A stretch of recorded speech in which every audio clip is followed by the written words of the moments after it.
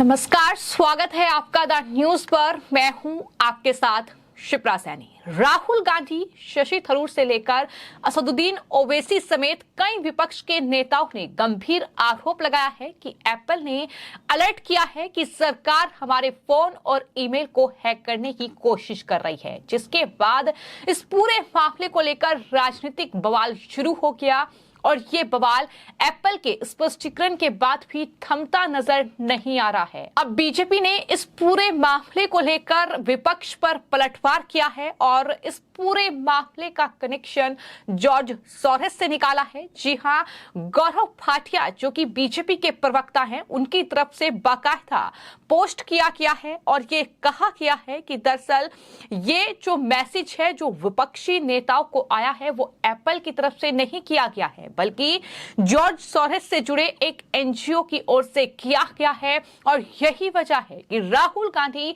सब कुछ छोड़ छाड़कर सबसे पहले प्रेस कॉन्फ्रेंस करने पहुंच गए। इस पूरे मामले को लेकर क्या है पूरा मामला, ये मैं आपको विस्तार से बताऊंगी, लेकिन इसके अलावा मैं आपको यह भी बता दूं कि वार पलटवार का दौर इस पूरे मामले को लेकर थमता नजर नहीं आ रहा है। कांग्रेस पार्टी के वरिष्ठ नेता पी चिदंबरम ने इस पूरे मामले को लेकर सरकार पर हमला बोला।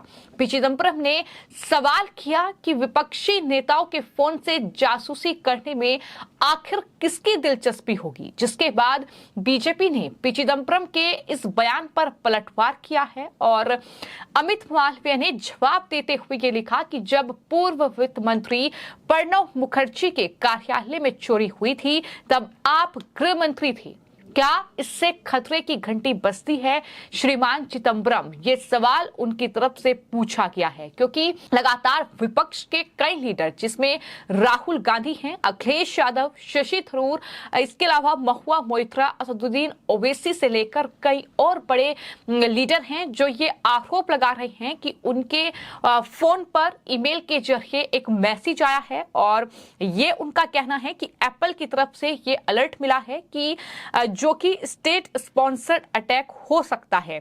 और इसके बाद एप्पल का स्पष्टीकरण हालांकि साफ नहीं आया, लेकिन बवाल अभी भी थमा नहीं है। अब बीजेपी के प्रवक्ता गौरव भाटिया की ओर से बाकायदा इस पर एक बड़ा खुलासा किया गया है और ये कहा गया है कि कल ही शक हो गया था कि भले ही राहुल गांधी बोल रहे हैं, लेकिन षड्यंत्र और ये जो विशेली सोच है ये जॉर्ज सोरोस मामा की है।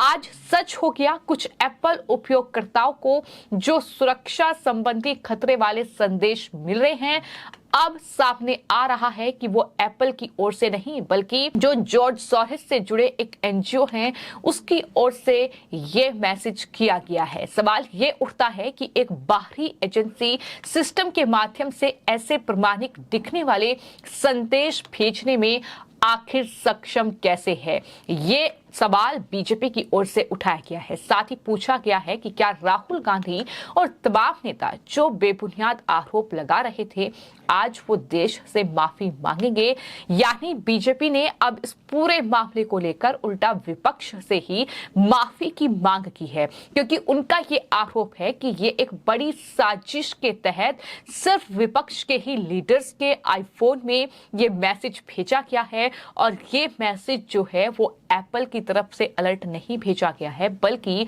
जॉर्ज सोरोस के एक एनजीओ की तरफ से ये दरअसल मैसेज भेजा गया है।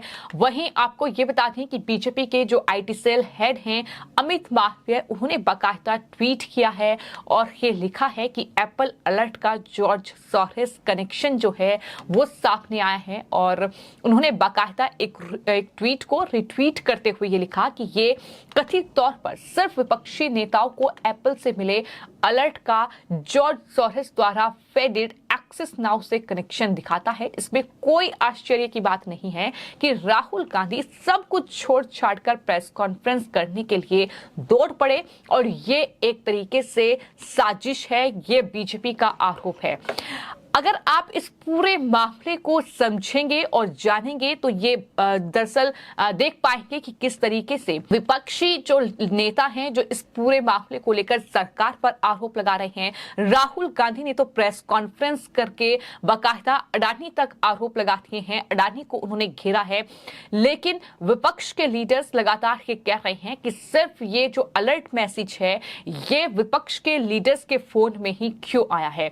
तो क्या राहुल गांधी समेत ये विपक्ष की बड़ी साजिश है? अब ये सवाल कहीं ना कहीं गहरा गया है क्योंकि बीजेपी ने ये गंभीर आरोप लगाए हैं। राहुल गांधी किस पर सवाल नहीं उठाते? होमवर्क करते हैं क्या? नहीं करते। मैंने संसद में कहा है, लोकसभा में, राहुल गांधी कोई चिट पकड़ा देता है तो उसको बोलते हैं। स्वयं एप्पल ने कहा है कि हमने दुनिया के 150 देश में बताया है कि ये एक बात सामने आई है, आप सावधान रहिए।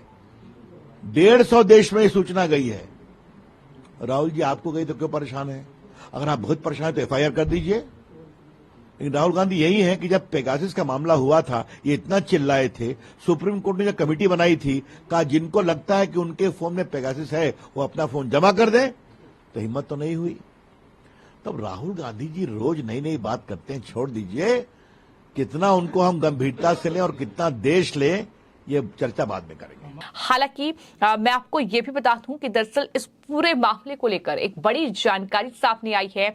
सूचना प्रौद्योगिकी यानी आईटी पर संसदीय स्थायी समिति भारत में कई सार्वजनिक हस्तियों पर हाल ही में जो दरअसल स्टेट स्पॉन्सर्ड अटैक की बात विपक्ष कर रहा है के बाद आगामी बैठक के दौरान एप्पल प्रतिनिधियों को बुलाने पर विचार कर रही है और समिति के सचिवालय ने गहरी चिंता व्यक्त की है और समिति सचिवालय के एक अधिकारी का कहना है कि इस मामले को अत्यंत गंभीरता के साथ लिया जा रहा है।